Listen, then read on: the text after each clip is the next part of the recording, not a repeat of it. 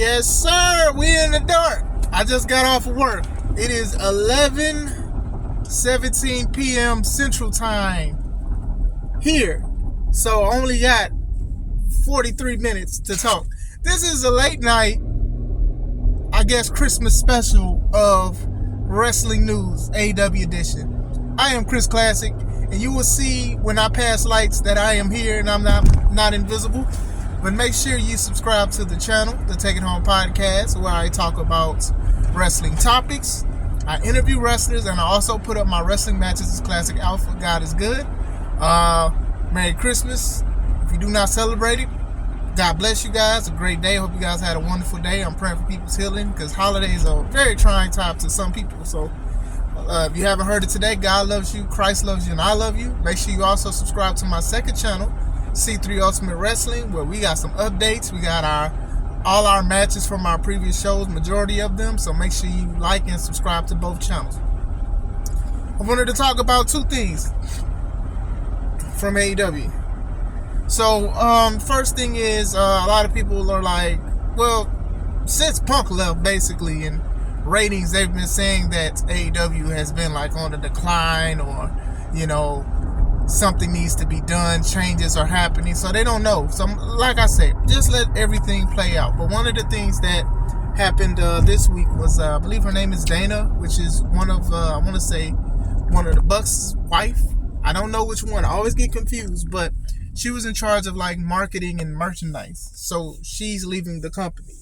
So then there's also another guy. I don't know his name. He's part of road agents and travel stuff. He's leaving, but he's leaving to work at the Barclays Center. So I wanted to talk about that. Now, as far as the marketing and merchandise goes, stuff happens. And, you know, sometimes contracts leave, and then sometimes she maybe wanted something new, or maybe she just didn't want the job anymore. There's been rumors, and like I said, I'm not even going to try to like lean on that, saying that like the merch setup isn't that good. Many say there isn't a variety of wrestlers' merchandise that they like. There's the standard AEW shirt and maybe a few other things, but other than that, I can't really say nothing about it. Like I said, you know, it could be amicable. They could have just said, you know what, we can go separate ways. Maybe she's tired. Maybe she, you know, who knows, or whatever like that. But just because she leaves, mind you, a lot of y'all wasn't really talking about her outside of her position. And you already know how I feel about the Bucks and their positions and stuff like that. So I can't really talk about if she did good or bad. Only just the fact that she is leaving. So that's one thing. The guy leaving, that's Barclays probably paying him better, or maybe he wants to live there. Maybe he lives there now and wants to be with his family or whatever like that. But these two leaving, I wouldn't per se just say like this is like the end of AEW. And I think that so many people they take stuff out of hand. Like I said, you do have some people that want AEW to fail. I am not one of them. I do think that they need to do a lot of things and a lot of changes, and maybe this is some step in the right direction when it comes to them and change. You get what I'm saying? Like I said, I don't know these people personally or whatever like that. I wish the best on both sides of this, you know, situation. I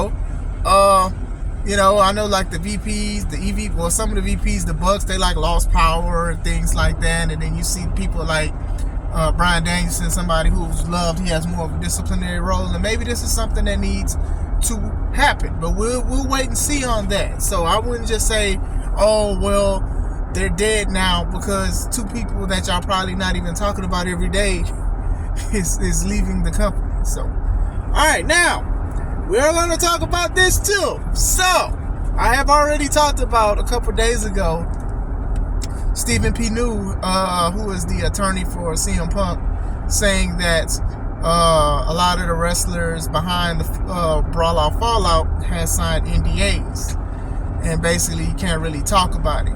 Chris Jericho comes out the blue. Like, nobody was searching. Nobody was looking for Chris Jericho.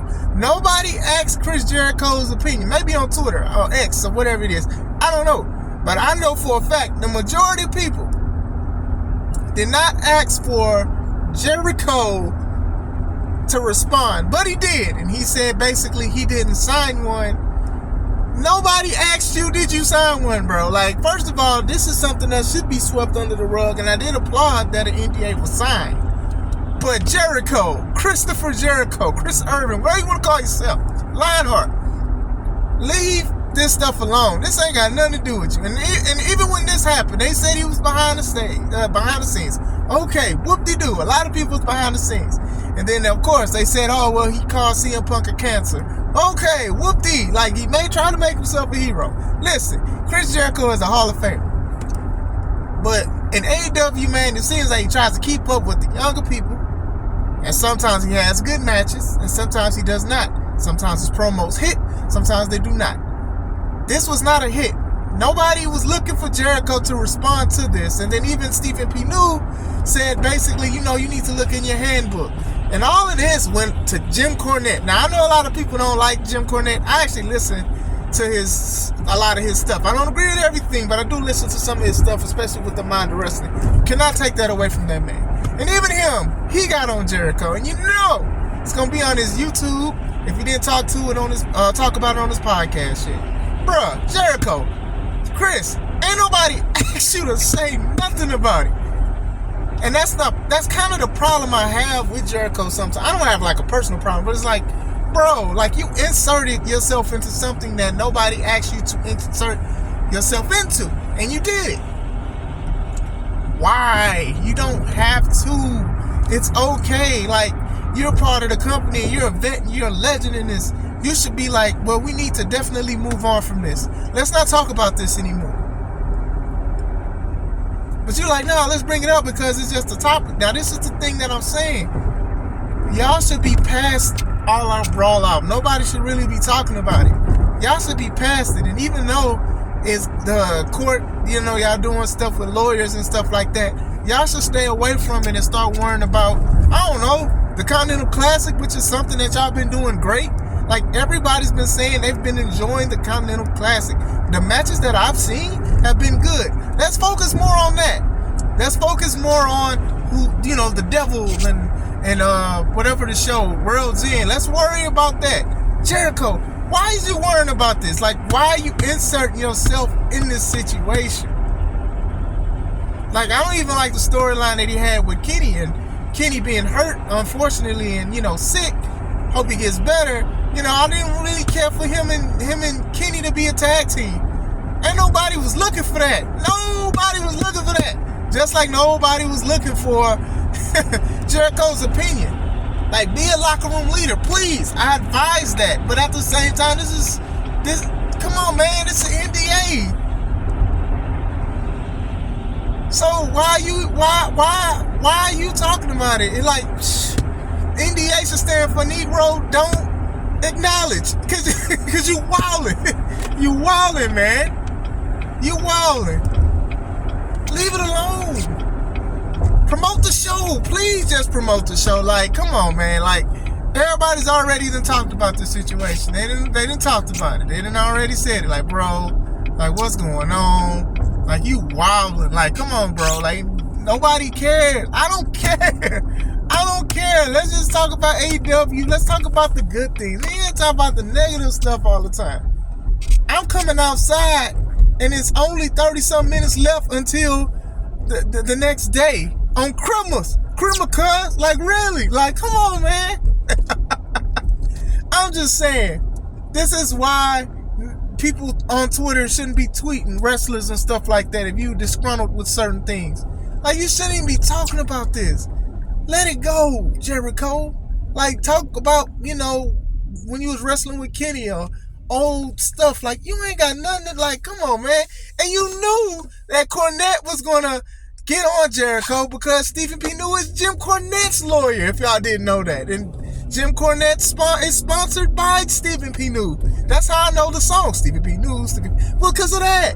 So I knew, and some of us knew in the wrestling world, in the wrestling bubble, we knew that Jim Cornette, James E. Cornette, was going to get on this guy. We totally knew this was going to happen. And I can't wait to hear him talk about it, because I don't listen to podcasts and stuff. I do look at his stuff on YouTube. I do, because like I said, I already said how I feel about certain podcasts. There's some I can listen to entirely, and some of it's just like, hey man, just talk about this topic. Jeez, man, like what? Come on, Jericho, dog. You know better. You know better. Like I said, respect legendary career. A lot of people still mold their moves and career after you and things like that. Seriously, like I'm not trolling on this, but it's just like this was something that you didn't need to talk about. When I read about it and spoke about it, I was like, well, dang, I wonder what Jericho was thinking about it, because I wasn't. And it's just like Jericho should just be worrying about just being that locker room leader and stuff. Calling somebody a cancer, okay. What else can you do? What else can you do? like if you a locker room leader, then be one. Be one that everyone can respect. It just seems like most of the time you're just trying to be in the in crowd. And it makes you look out of place. And you the vet, you the legend, solidified. Nobody can take that away. And that's something I'm going to talk about people's legendary statuses and stuff like that. But still, man, I just wanted to talk about this for a little bit, man. I was just like, man, I am baffled by the fact that, one, people thought this was the end of AEW because two people left who was behind the scenes, and two, Jericho thinking that it was just awesome for him to be like, hey, I didn't sign the NDA. I'm like, nobody's looking for you to talk.